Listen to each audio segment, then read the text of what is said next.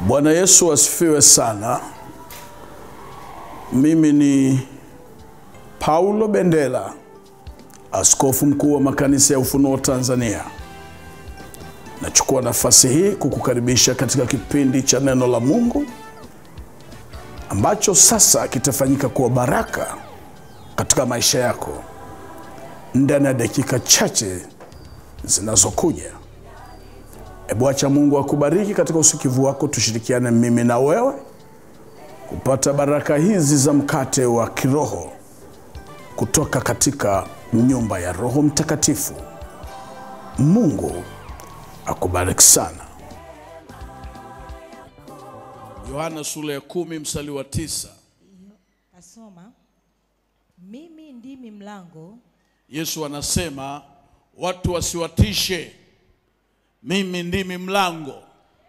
Wakikufungia mlango hao, Yesu ni mlango. Akifungua hapana awezaye kufunga. Na nielewa anachosema. Anasema mimi ndimi mlango. Hakuwa anazungumza hadithi. Alikuwa anazungumza kitu kilichopo, uhalisia. Anafahamu watoto wake wanapitia nini katika kujitafutia riziki ya maisha. Wanazibiwa mapito. Mwingine amekaa hapa miaka nenda miaka rudi hajapata mtoto. Mwingine anafanya biashara mambo hayaendi. Mwingine anafanya hiki anakutana vipingamizi anakimbia nje. Lakini Yesu anasema watoto wake, anawaambia nisikilizeni, mimi ndimi mlango. Mimi ndimi mlango. Wachawi wakutishe neno lolote, Yesu ndiye mlango. Hakuna atakayeziba, hakuna atakayezuia nafasi au fursa ya kwako. Kwa sababu aliyekuumba akifungua. Siku moja Yesu aliwaambia wanafunzi wake ya kwamba kama mimi nikifungua hakuna awezaye kufunga. Akifungua Mungu, hakuna binadamu awezaye kufunga. Binadamu hata kama angefunga riziki yako akaziba, kama Mungu amefungua, utakwenda na watu watakuona, utatoboa. Utatoboa tu.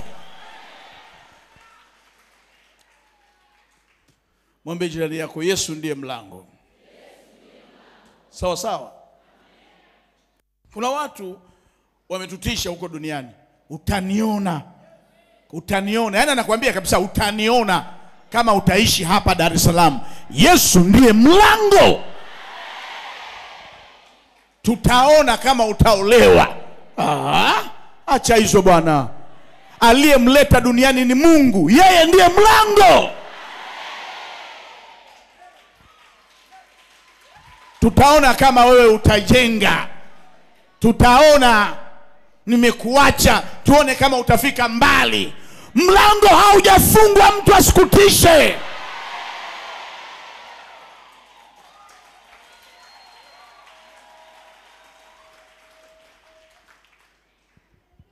Sitakusaidia. Nimejitoa nione kama utafika mbali. Utamshangaa yuko Marekani. Utamshangaa yuko Ikulu anakula na watu wakuu.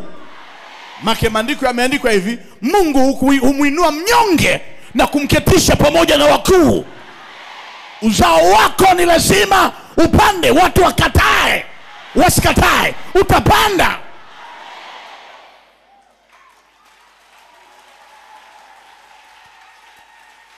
Maneno yanaumba. Siwezi kuzungumza hiki wakati hakuna mtu aliyopitia mapito magumu. Ya lazima ya kufanya ubadilike katika maisha yako. Maneno yanaumba. Matatizo tunayokutana nayo ni maneno. Watu wametutamkia maneno mabaya. Unashangaa mtoto anaugua kila wakati. Unashangaa migogoro haiishi. Unajitahidi kufanya hivi, mambo hayawi vile unavyotaka. Mara maajali kutaka kukuziba usifanikiwe kumwabudu Mungu wako. Yesu ni mlango na kutangazia. Yesu ni mlango, atakutetea. Atakuongoza, atakushika kwa mkono wake. Atakusafirisha. Yale aliyoyapanga hakuna mtu atakayeyapangua. Yaani alianza moja, itafika namba 100 mpaka kieleweke kwako.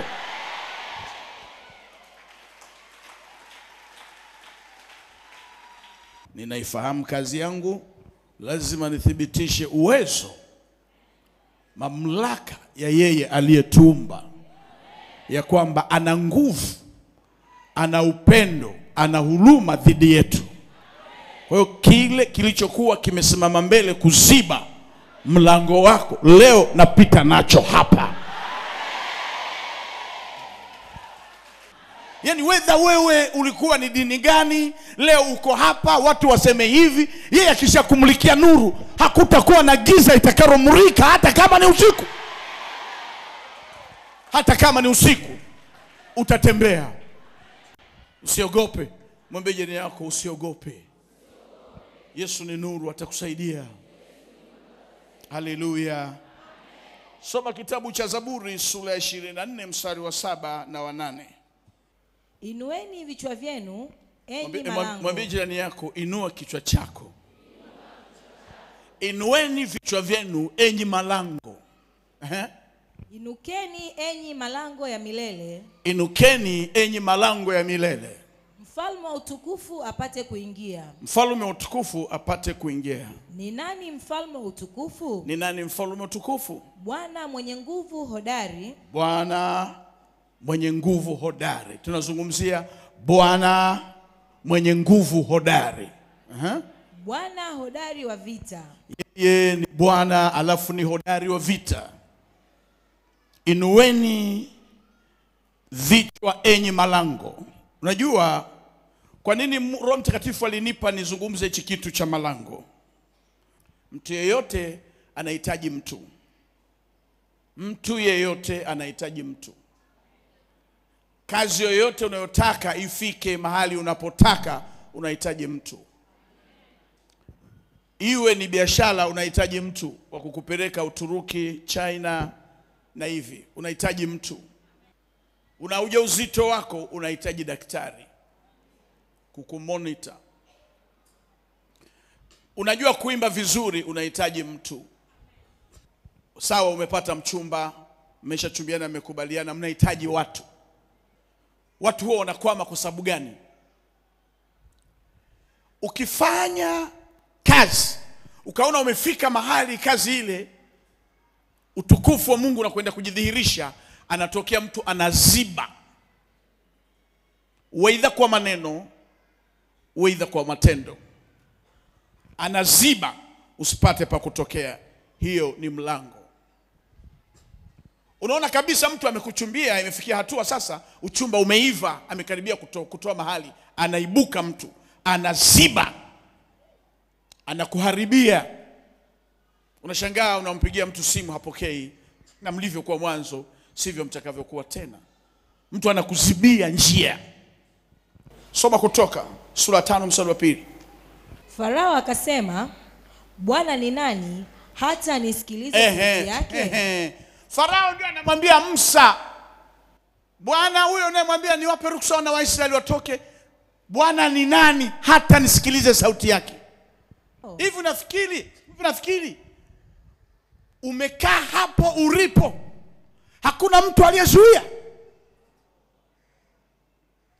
Umekaa hapo ulipo hakuna mtu amezuia? Bwana ni nani hata nisikie sauti yake? Bwana ni nani hata huyo shetani amuogope akuache wewe ufanikiwe? Leo nitamuonyesha huyo adui Bwana ni nani dhidi ya mwili wako. Bwana ni Mwokozi wetu aliyekufa akamwaga damu yake pale msalabani, akalia akasema, Baba uwasamehe hawa, hawajui walitendalo. Na kweli Bwana akawasamehe. Kuna maneno ukitamkiwa unavuka na haufi. Nataka nimwelezee huyo anekutisha kwenye mwili wako kwamba wewe haufai kuendesha gari, haufai kukaa ofisini. Leo nitamwambia Bwana ni nani juu ya mwili wako.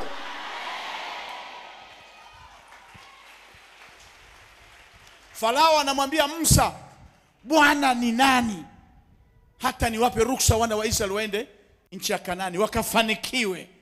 Leo nataka Mungu akupe mwezi huu na mwezi ujao, Mungu akupe watu ambao ni mlango wako. Ukifanya nao kazi, unaona njia imenyooka namna hiyo.